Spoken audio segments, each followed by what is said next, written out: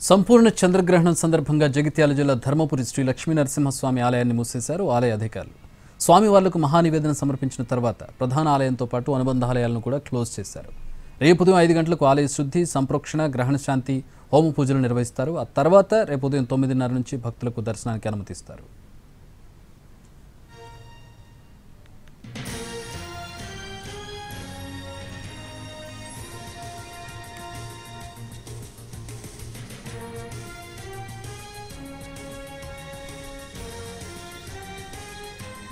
ఇవాళ రాత్రి ప్రపంచవ్యాప్తంగా సంపూర్ణ చంద్రగ్రహణం ఏర్పడనుంది.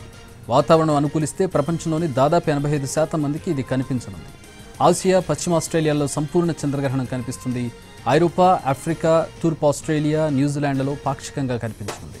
ఇక చంద్రుడు 82 నిమిషాల పాటు పూర్తిగా భూమి నీడనే ఉండనున్నాడు.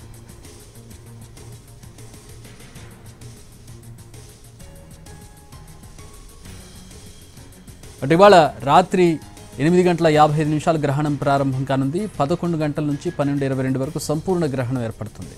సోమవారం తెల్లవారుజామున 1:30కు గ్రహణం వీడనుంది. అయితే మేఘాలు లేకుంటే ఢిల్లీ, ముంబై, కోల్కతా, పూణే, బెంగళూరు, చెన్నై, హైదరాబాద్లో సంపూర్ణ చంద్రగ్రహణం కనిపించనుంది.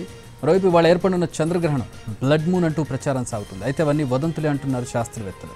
ఈ ఏడాదిలో ఇది 3వ గ్రహణమని, దీనికి ఎలాంటి ప్రత్యేకతలు లేవని చెబుతున్నారు.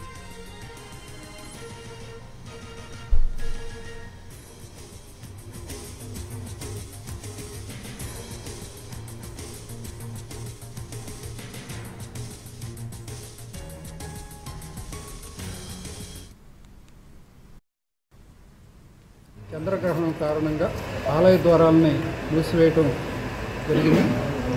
ఈ కార్యక్రమాన్ని ఆలయ సాంప్రదాయాల ప్రకారం శాస్త్రోక్తంగా పూజాది కార్యక్రమాలు నిర్వహించినాక స్వామివారి ప్రధాన ఆలయాన్ని మూసివేసి అదేవిధంగా రఘురాంబ అమ్మవారి దేవాలయాన్ని మూసివేయటం ద్వారా శ్రీకృష్ణదేవరాయ గోపురానికి సంబంధించినటువంటి ప్రధాన ద్వారాన్ని మూసివేయటం జరిగింది.